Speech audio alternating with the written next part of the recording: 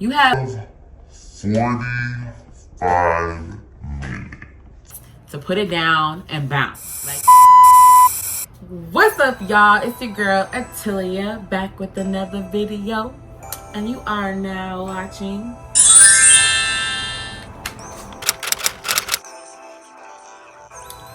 So today's story is about taking an L for the D. And if you want to know what that even means or how that title even relates to what I'm about to tell y'all, stay mother-loving tuned. So it all started like 3 years ago. I had a friend. I'm going to call her Michelle. So Michelle and I have been friends for like years on end. Pretty much like to the point where like this is my sister, my family, like that. We're like, me and her, we always down for dummy missions, you know. We had already graduated from college at this point, but you know, we still like to turn up and have fun sometimes. Boom, we're at this party that the Q's are throwing. It's at a house. I wasn't that fond of going because, you know, I'm older now and I really just don't care for house parties with a whole bunch of children, and like the people that are going to be in there are going to be babies except for the men throwing it, and I wasn't really messing with any of them like that, you know, to be pressed to go. But you know, my friend Michelle, she loves Q's or whatever. Meat to meat. So I was just like, okay, let's go, whatever, I'm down, it's something to do. So we get there. By the time we get there, honestly, the party is pretty much like shut down. So literally, and like the street was blocked off by the police by like 10 cops. Like I kid you not, I'm not over exaggerating or anything like that. I ain't scared no popo. Call the popo, ho. Call the popo, ho. And so I can't even like leave this party because I parked on this street and they're like not moving. Like they're waiting for everyone to leave the building or the house or whatever before we can even leave. So I'm like irritated because we're like stuck.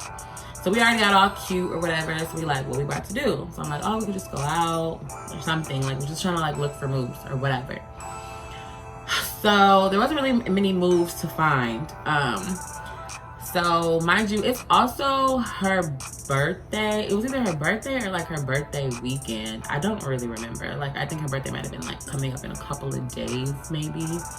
She was talking to some guy named Johnny. I made that name up as well.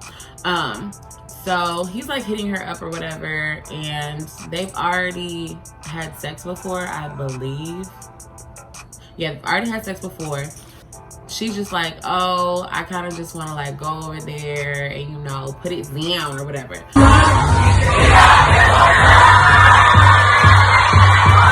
So I'm just like, okay, but like I drove.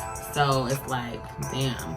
And then for her to have to, and we live kind of far from like where this party was. We're kind of like out the way. Dang, where the hell that bitch live at? So I literally was like, long story short, basically I was like, okay, here's the plan. You have 45 minutes.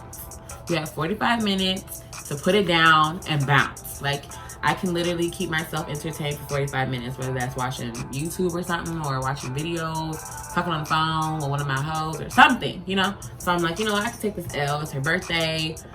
We're already over here. I'm not about to make her drive like 20 minutes to the house just to drive 20 minutes right back out where we already are.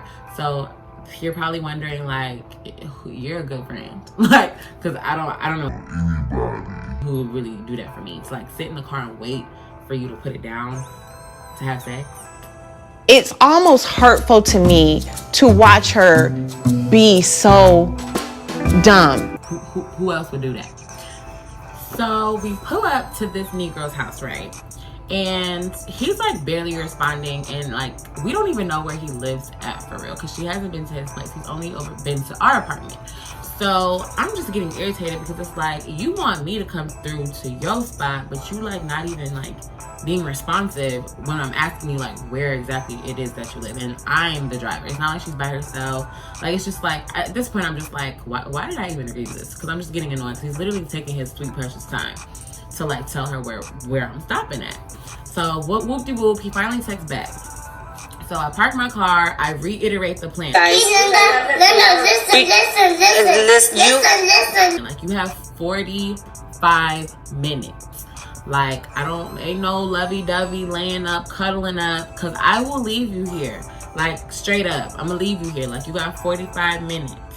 And I'm going to call your ass until, I'm going to call you, and it's canceled after that. Like, after the 45 minutes, like, that's all you got. Like, that was the plan. She's like, okay. Like, Michelle's like, yeah, 45 minutes, that's all I need. Maybe even too much, you know what I'm saying? Whatever. So we agreed to these 45 minutes. At this time, honestly, clubs are still open, and he lives on like the top storefront kind of thing, but it's just like a strip of clubs, and on top, that's where his apartment is. So it's like lit and popping, you know, drunk people walking around, you know, doing what, you know, drunk people do, being goofy, whatever. And you know, so I'm just like, okay, I'm actually kind of tired, because I think I had just got off of work, and I was like dragged to this party. So I'm like, you know what, I'm gonna take a nap. So she leaves, I take a little nap, but I set an alarm. Apparently my alarm did not go off, because it is now, when I wake up, it's 2 hours later. Meanwhile, and this girl, I'm looking at my phone, ain't no missed texts, ain't no missed calls, and I'm like, oh, it's way past 45 minutes. Like, where is this girl at? Mind you, I get woken up by a homeless man telling me that my door is open.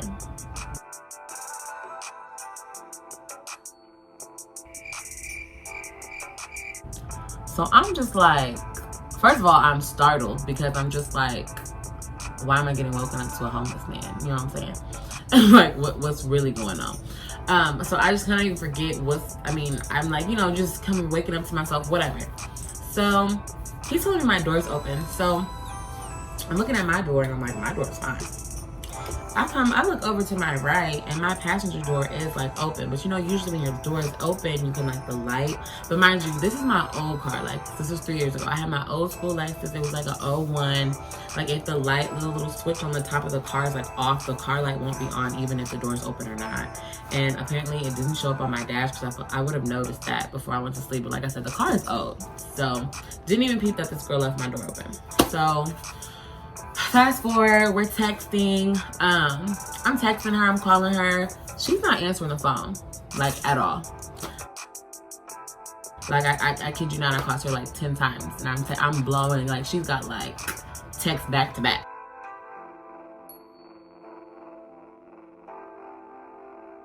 No response. So I'm like, okay, I'm gonna call her 5 more times, and if she doesn't answer the phone, I'm out. Like, I don't care. Because it's just like, at this point, it's already been 2 hours.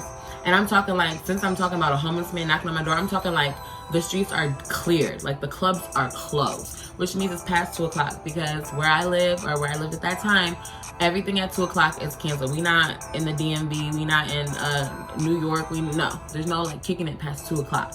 And if you're lucky, it might go to 2:30, depending on like where the venue is. So she's not answering. So I called 5 more times, and this girl does not answer the phone. Like, I'm calling. She is not answering the phone, like, at all. So I'm like, I'm out. Like, I kept my end of the bargain. I brought you here. You know what I'm saying? Like, you clearly are having a little more fun than we agreed upon. So I'm just looking like, you're on your own, baby girl. Because I called you, I text you, whatever. eventually. So she finally texts back saying, oh, I'm coming, I'm on my way. So I'm like, okay. She said she's on her way, she's coming. Okay. Like, out of nowhere. So I'm just like, okay. So I'm waiting.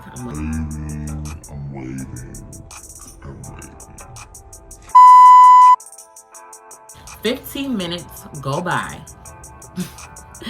And this girl is still not outside. Like, at all. Like, at all. So I'm calling. At this point, I probably done called this girl at least 35 times. Like, I'm not playing with y'all. Because you would have thought my actual boyfriend was cheating on me, and I caught him in the act. And I'm calling him for him to pick up the phone. Like, it was like some serious, like, I was blowing her up. I'm not playing. She never came. So I'm like, all right, I'm out. I'm leaving. I'm literally leaving for the sun.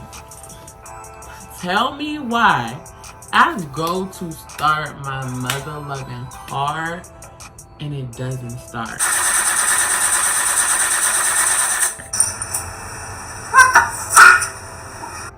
Like, it does not start. So I'm like, dang, my battery is dead because this heifer left my door open. The battery's been running low for like 3 hours now. Or like just been, you know, when the door's open, like, you know, it's not all the way off. So my battery died from her leaving my door open. So now I'm stuck. So I'm like, oh, whatever. I got AAA. I'm good. Like, let me hit up AAA to come, you know, jumpstart this battery. I call AAA. Mind y'all, I have an old car. So they're literally like, you've used all your toes for these.